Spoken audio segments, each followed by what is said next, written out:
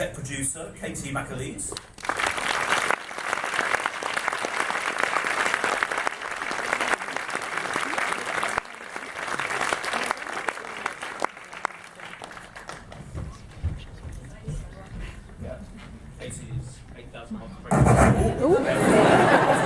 You're allowed to do that. Breaking things already.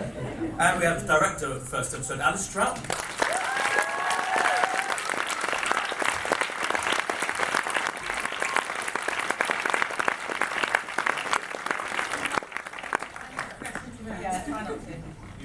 Industrial Revolution, what was the initial thing, the spark? The initial thing was a lunch from the BBC. And they talked about maybe doing something Victorian and ghosty, and initially I wasn't quite sure how you do that in a series, because most ghost stories, as you know, are short stories or movies, and is there a ghost, oh my god, there is a ghost. Put the ghost to bed and go home. But how do you do it next week, in the week after, when you know there are... So it was a tricky one. But on the train home to Somerset, where I live, I was thinking, wow, if you did it in the summer, in the harvest, it's all looking beautiful for colour, and you did it at that time when the Industrial Revolution came to the countryside, and way of life that hadn't changed for centuries changed in a decade, and Darwin and Thomas Gold was there, an extraordinary time that was in English culture. And yeah, by the time I got home, I was so excited. I phoned Faith back and said, I think Thomas Hardy with ghosts. So a long-winded answer, that's where I started. So the setting was key, really, the countryside setting? It was incredibly key. When I grew up in Somerset, and I live there now. And for a long, long time I've been wanting to make something about It just gets richer and richer and richer as the series progresses. So I think, there You're are... talking about, so at the end there was a woman, looked like she was holding an iPad. You may have seen there were little drawings of a figure holding a pad. to the right. That's And that, so there is kind of a big mystery that gets deeper and unfolds as the series progresses. And I think the combination of those elements is just unlike anything else that's out there. You do love a bit of timey-wimey stuff, don't you? I do. It's a technical writing, timey-wimey. Yeah. It was when I was writing the first draft of that episode, I'd just come to the end and I thought, what is a ghost? I hadn't really asked myself that question. I thought, Was that key? At what point is that important? Is actually suggesting those actors, or the BBC? No, what happened to be unfair to Alice, when I wrote that first script, they were in their mid-40s. One-legged. And I said, well, Colin, obviously. And Alice said, people back then had more responsibility younger. Let's put them in their 20s. And that opened up casting for us. And Alice said, I love Colin, and that's how it starts. So you suggested one? I did. Yes, I don't know if I'm looking at Colin now. I sit you down. I suggested Colin and Charlotte, actually. I'm going to be categorical about this because I had seen Glue, where I think Charlotte was the most luminous thing ever. And I thought the two of them, we did some chemistry reads, and I think it's a really interesting part for a couple, and it was important that they gelled, and these two just gelled. And so that was very special for us to see. And I think it was a bit of a no-brainer from there on, really. But the whole cast... Very different, I think, from anything I've seen you before. Anyway, what was your first thought? Well, it was definitely that moment whenever you get to the end of episode 1 and your jaw just drops. That kind of clinked it for me as an audience member, because first and foremost I'm trying to read it from that point of view.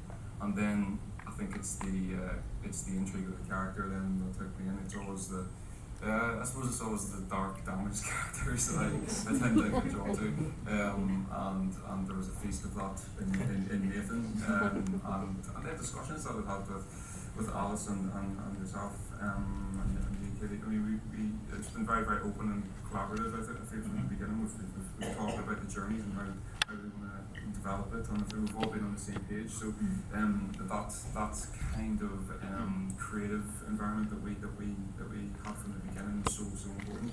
very rare sometimes. I feel in sort of in the film industry, you kind of get that a lot for theatre and the development, and the fact that we brought a lot of, I suppose, theatrical preparation detail to this project, which totally appealed to me. So it just had all the elements, and I just felt it was a really, really enjoyable and creative, collaborative process. How cool was getting the voice right? The voice is very, you've got a great kind of deep, resonant accent and voice, isn't it? Did that come quite quickly to you? How did you just kind of do it?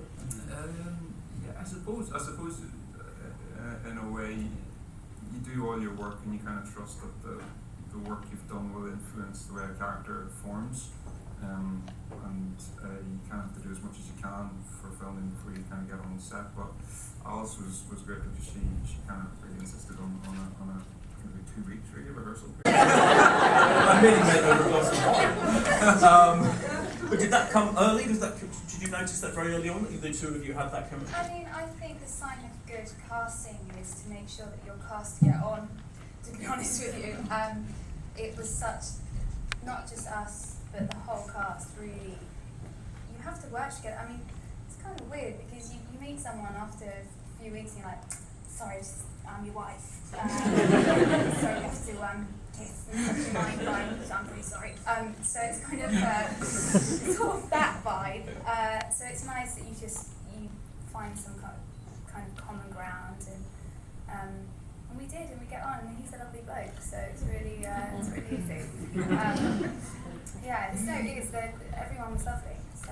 What did you think of the characters? Because they come across as an incredibly modern couple, like considering the 19th century setting. Particularly your character, she's fantastically she's that scene where she's taking the selfie almost. It's like the 19th century. She's a very forward-thinking woman.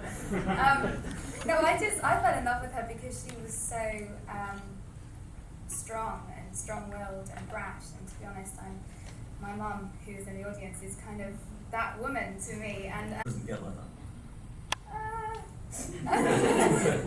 There were moments that it was kind of creepy, especially as there was this one day where there was just this fog that we did not need any special effects for that whatsoever. It was just there, and we were like, brilliant, film, shoot it. So it was kind of this, it sort of brought its own scary element. So yes, sometimes it was, but most of the time it was fun. We had a lovely time.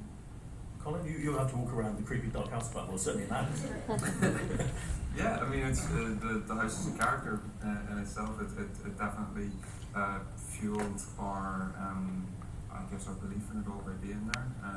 And it has to be said, I did see it before all the work had been done to it, and the set design and the team that worked on that.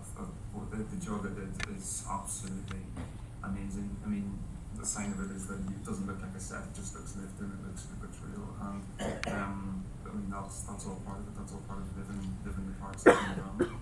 So that house was really important to us, I think, not just as a location, because we looked at a lot of houses. We looked into a lot of rich people's houses. One of the perks of the job, and they look great outside. And go into. I think that this is kind of basically kind of a new thing for the BBC to have a drama available all in one go for people to watch. Is that exciting for you? You kind of feeling supportive of that? Absolutely. I mean, it's how I watch TV. It's how I watch drama. I watch it as and when, as most people do. I think now it's it's a new thing for the BBC, but it's not a new thing. It's shows that If I may extend it to Alice and just ask how she would encourage actors to prepare for such a role. Well, we were lucky enough to have a lot of rehearsal time. So, like I said, it's very difficult. You can't just meet someone and say, I'm playing the wife. It just doesn't, fly that well. But also for me, personally, I find music very emotive. So every character I play, I have a playlist for. So I'll go on Spotify or something and choose any kind of music that's going to get me into that environment. But it really, that really helps, and we were all kind of on the same page with that, and I think that was my thing anyway. Yeah, I mean, again, the rehearsal process really helps, which is so rare because for film and TV, you inadvertently end up doing a lot of work on your own, and the ironic thing is you can't really be an actor on your own. You have to interact. You have to be with other people, And the fact that we had that concentrated period at the beginning was so important that it really just moved things along and actually saves time and effort in the end and brings natural connection and chemistry. You know, I think what is perceived as chemistry is often just down to a hell of a lot of work.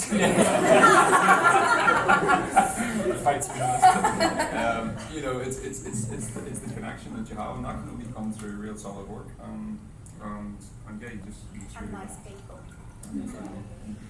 Can you tell us some of the things that are on the playlist? So like Agnes Oval was. We both had Agnes Oval. Yeah, it was odd, wasn't it? Yeah, I think in general it was a very challenging project to work on, particularly, you know, not only because of the time period, not only because of working in a marriage and essentially working as a partnership to make it work. I mean, we understanding what it was like for this couple to take on something like that was massive. But where it goes, as Charlotte said, where it goes is definitely the most challenging. Just going to those places. That's what I live for. Like that's what it's about, getting that variety, living in different worlds and having in different bodies, speaking in different voices, having different haircuts. It's you know, it's all part of what I think acting is about, which is just seeing a character, seeing how it's written, the journey, he's going on, doing as much work as you can that you feel is relevant, and then trusting that it's all gonna pull you along in some way. I'm just very lucky that these great projects have come along and been so well written. It doesn't have to happen, you know, for an actor. These opportunities don't always come. So the fact they are, I'm you know, always eternally kind of grateful for it. But you just got to keep working. And I think I just relish every opportunity. Got time for one more question? I'll just get to that. On the bed and we had to look at the thing, I was like, isn't that camera beautiful? Isn't that just lovely? Like, so you had to prepare for it a bit, because also as a character. Oh, that's really great. It was Charlotte, really just educating yourself in terms of, I mean, for me, you know, in episode 1, hypnosis, you know, what is the correct approach? How's that?